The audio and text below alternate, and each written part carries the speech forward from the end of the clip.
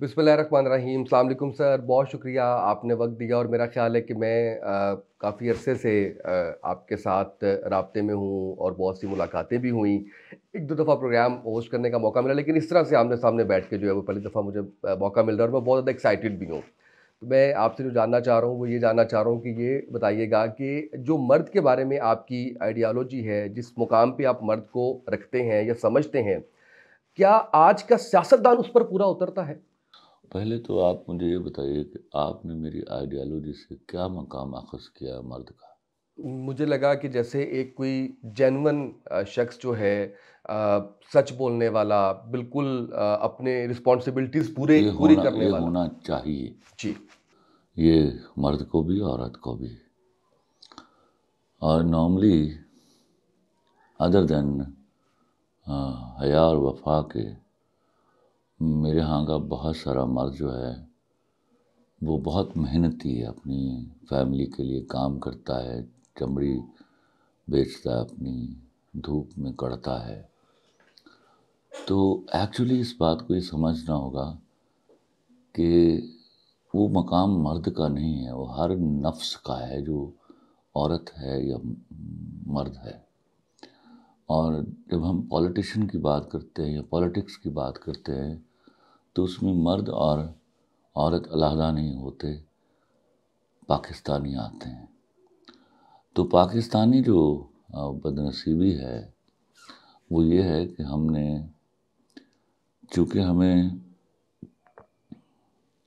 वो दर्स ही नहीं दिया गया और हमें फाइनेंशियल इश्यूज़ में उलझा दिया गया,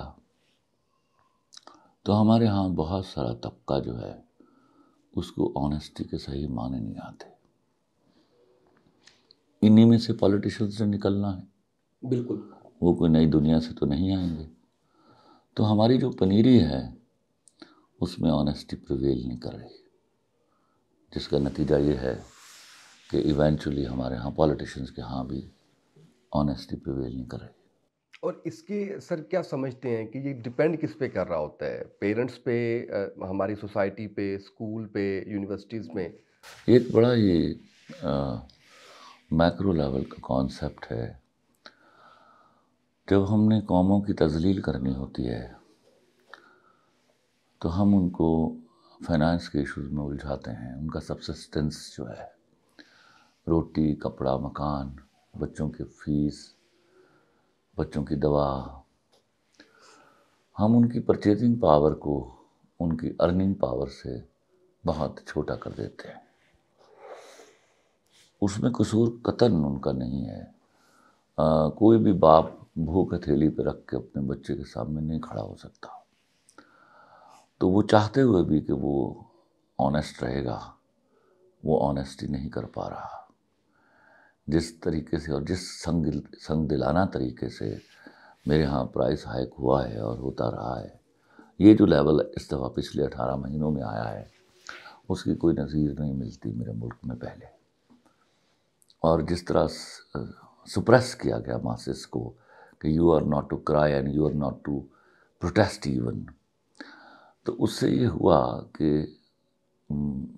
जब बदअमनी नहीं फैलती ऐसे ऐसे ऐसे कामों के रिएक्शन में, तो बददियानती फैलती है।